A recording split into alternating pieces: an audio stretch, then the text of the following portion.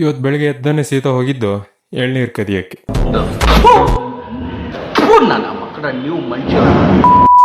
ಇವತ್ತು ನಮ್ಮ ದೊಡ್ಡಮ್ಮ ಫೋನ್ ಮಾಡಿ ಮೊನ್ನೆ ಹೊಡಿಯಲ್ಲ ಅಂದಿದ್ಕ ಇವತ್ತು ಹೊಡಿಯೋಣ ಅಂತ ಹೇಳಿ ಫೋನ್ ಮಾಡಿ ಬರಕ್ಕೆ. ಕಬ್ಬಿನವರೆ ಬಿಡ್ಸಕ್ 10 ರೂಪಾಯಿ ಕೊಡ್ಬೇಕು. ಒಂದ್ ಕಬ್ಬಿನ ಬೀಜಕ್ಕ ಅಲ್ಲ, 1 ಹೊರಿಗೆ 10 ರೂಪಾಯಿ. ಇದು ಆಕ್ಚುಲಿ ಚೆನ್ನಾಗಿರೋದು. ತಡಿ ಒಂಚೂರು ಹತ್ತಿರ ಬರ್ತೀವಿ ಬಂದ ಹೋದ ಜೊಟ್ಟಲ್ಲಿ ತೆಗೆದ್ರೆ ಬೋಯ್ತು. ಮತ್ತೆ ಬೆಂಡೆತ್ತು ಬಿಡ್ತೀನಿ, ಇಡೀ ಇಕ್ಕೊಂಡು ನನ್ನ ಬಿಡಲ್ಲ.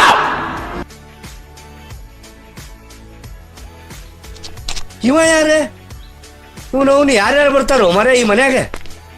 ಇವತ್ತು ಬಿಸಿಲು ಜಾಸ್ತಿ ಇದ್ದಿದ್ದರಿಂದ ಒಂದೆರಡು ಎಳ್ನೀರು ಕಿಡ್ಗಾನ ಅಂತೇಳಿ ಸೀತಾ ಮರ ಹತ್ತಕ್ಕೆ ಶುರು ಮಾಡಿದೆ.